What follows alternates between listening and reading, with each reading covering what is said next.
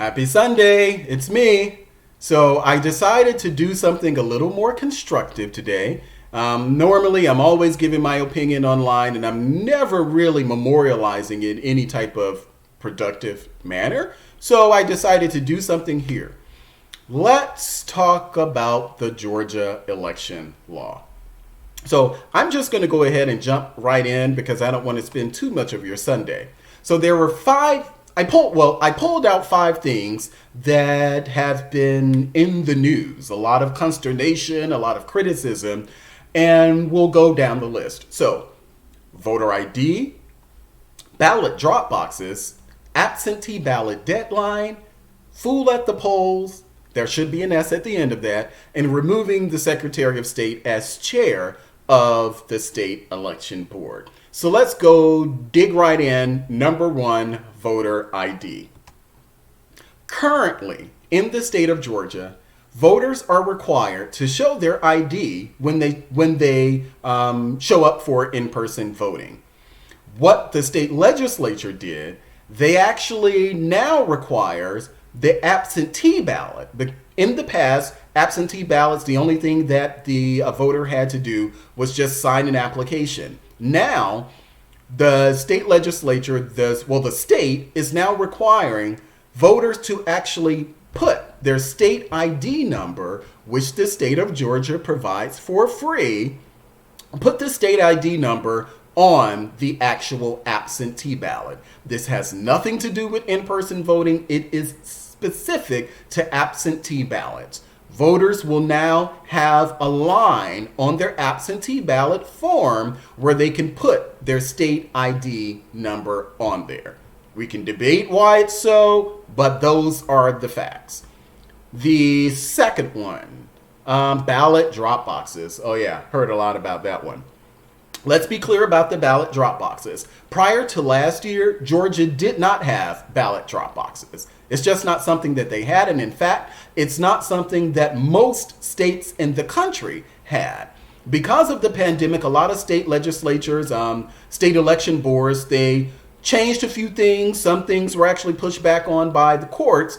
But specifically in the case of Georgia, it was a part of the pandemic emergency declaration where they allowed for drop boxes essentially. Well, in many places. I don't know how many places in Georgia, but I know here in D.C. they were pretty much all around the city, and they weren't limited to precincts nor county offices. We don't have counties here in D.C.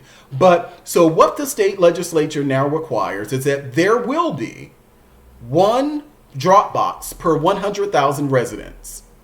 Some counties don't have that number, and they don't have things like the ballot drop boxes or even the weekend voting for that matter. But this kind of streamlines the system in a way because that emergency declaration about the drop boxes, that was set to expire. Again, that was set to expire. The Republicans now put something into law where it will be permanent, but they do have parameters around drop boxes. Let's see. Absentee ballot deadline.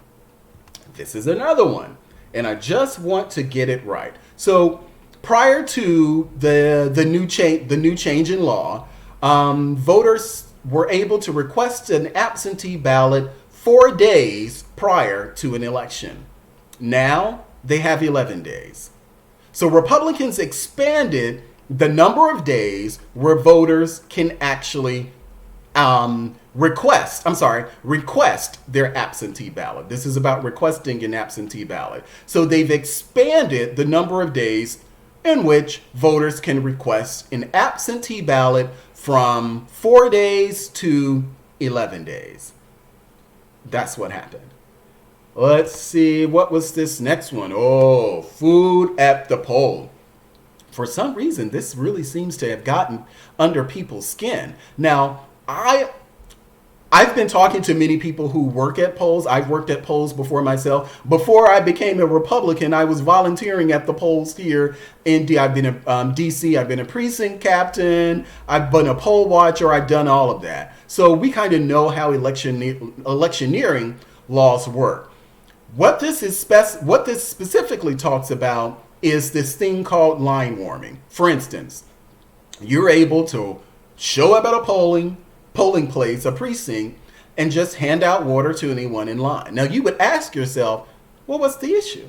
I don't see the problem there. Why can't I go and hand out water to people in line? So let's paint this scenario. In a MAGA or in NRA bus shows up. Not just one, not just two, not just three. And they start, you already know that the NRA is supporting the Republican candidate in most cases, if not all. So they get off the bus and they just start handing out water. Some with their names, with their labels on it, some not, but they're handing it out to voters. Now, we may say, well, voters are pretty much informed and everyone who goes to the poll knows who they're voting for. But let's be honest, if an NRA bus showed up, you would start to question whether or not they were able to get off the bus and start handing out food and water. What did the state legislature do? The state legislature said, moving forward, you can actually still do that.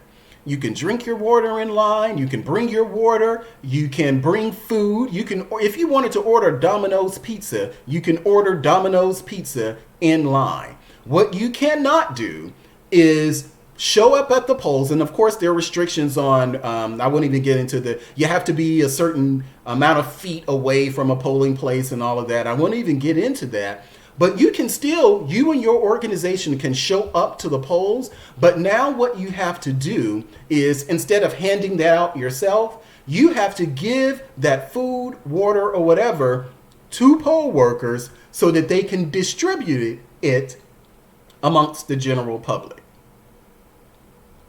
I'll repeat that again. You can still show up to the poll and give water or food. But what you now have to do is to give it to the poll worker as opposed to standing in line doing it yourself. We can talk about whether or not that's fair, but those are the facts. You can still give out food. The last one, removing the Secretary of State as chair of the state election board. Now, this was one I had to kind of do a little digging because at first glance, you ask yourself, well, why would you do that? What's the issue there? Of all of the proposals thus far, this is really probably the one I'm kind of iffy on. From the Republican perspective, it kind of takes away the power from the state, from the Secretary of State, and hands it more to this local board, the state election board. The problem is that, well, the state legislature, which happens to be Republican, they are in charge of the state election board. So this is one I'm a little iffy on, but there were things in there specific to this notion of changing how the state election board works, is that I do believe that whomever the chair or the Secretary of State, if there is an issue, a real issue with an election official at any of the precincts anywhere, I do believe that there does need to be more flexibility to remove that person. And so the change in law does address that. I'm just not sure whether or not they should have gone as far as removing the Secretary of State as chair of the state election board, but they did. I can go through so many other things. There's probably a lot of opinions that I could give here. I tried to do more fact giving than opinion giving, but my whole point here is that we are a lot of times manipulated by ill-meaning and by well-meaning friends. I've seen so many people talk about this, and I realized that so many of them hadn't actually read the law. What they've done is, which is probably what you can do here. You heard me say something, and then you say, well, Malik said it, so that's true. No, just you don't have to just rely on what Malik said. You can actually go and look this up yourself. I won't be on your clock too much longer. I said that I was trying to keep this get out of here. I said that I was trying to keep this under 10 minutes, and it seems as if I'm actually going to hit that mark.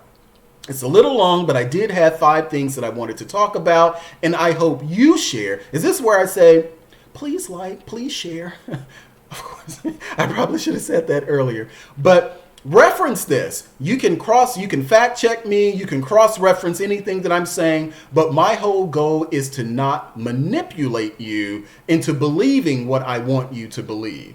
No, I'm sorry. Not manipulate you into believing something just because I said it. No. Fact check this stuff yourself. So many of the other things that are out there that people are talking about. And I'll say before I go very quickly, this is also something for fellow Republicans out there. Just because Democrats say something, just because other Republicans say something, that does not mean it's true. We are responsible for what we push out there. So if you are out there giving information, make sure you do your due diligence to separate the fact from fiction or opinion, because what ends up happening is that you are being manipulative. And that's something that I don't want to be. Sorry, took too long of your time, but I'm going to go ahead and end it here. This is the first run through. I hope it's not all screwed up. I'm using this new OBS system, and now I'm rambling, and I'm going to end it here. Happy Sunday.